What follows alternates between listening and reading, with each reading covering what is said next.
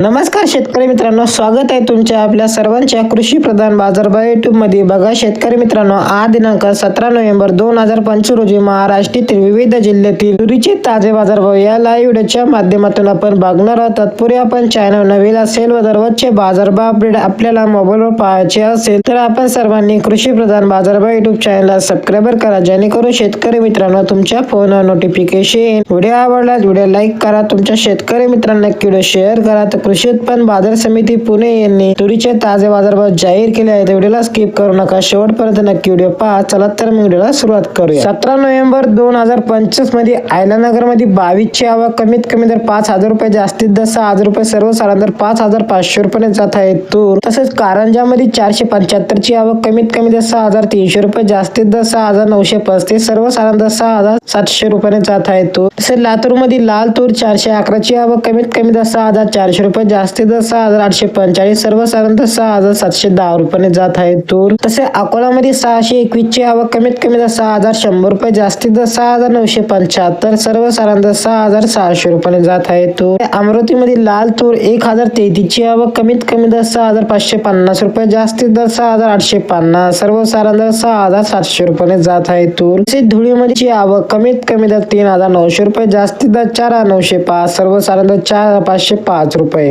तसेच मालेगाव मध्ये 3 ची आवक कमीत कमी दर 5,260, जास्तीत दर मध्ये 5,700, सर्वसाधारण दर 5,700। तसेच चिखली मध्ये 10 ची आवक कमीत कमी दर 5,750 रुपये, जास्तीत दर 6,600 रुपये, सर्वसाधारण। हे होते 17 नोव्हेंबर 2025 रोजी महाराष्ट्रातील विविध जिल्ह्यातील तुरीचे ताजे बाजारभाव। भेटूया एक अशाच